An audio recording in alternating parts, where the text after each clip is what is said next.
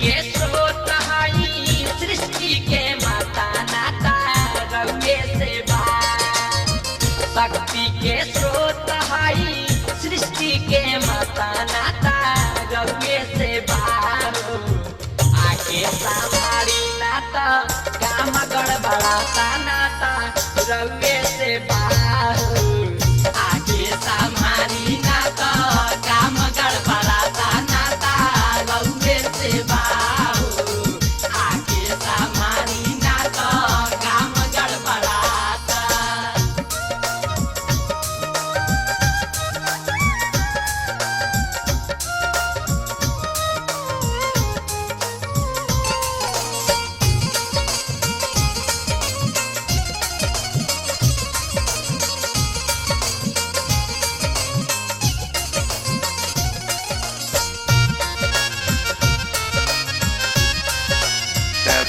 Music.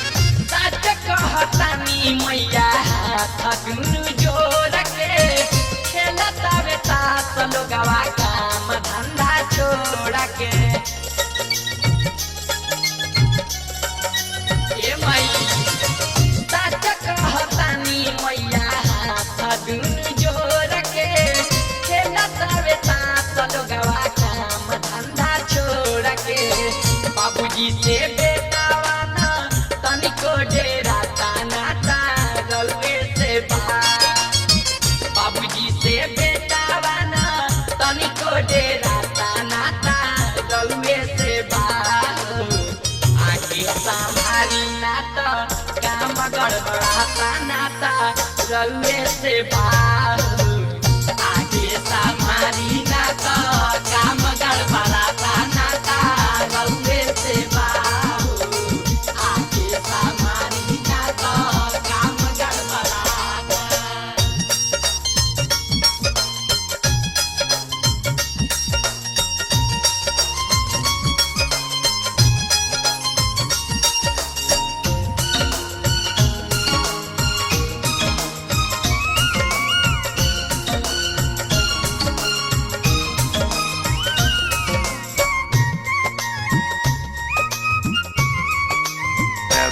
Music.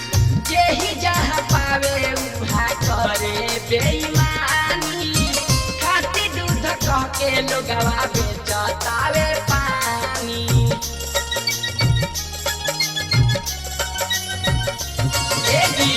यही जहाँ पावे उहा करे बेईमानी। खाती दूध कह के लोगवा बेचतावे पानी। झुरी छाड़ा खाती भाई के गर्दन काटा नाता रउए से बा। झुर छाड़ा खाती भाई के गर्दन काटा नाता रउए से बा। आगे संभारी नाता काम गड़बड़ाता नाता रउए से बा। आगे संभारी नाता काम गड़बड़ाता नाता रउए से बा। आगे संभारी नाता काम गड़बड़ाता।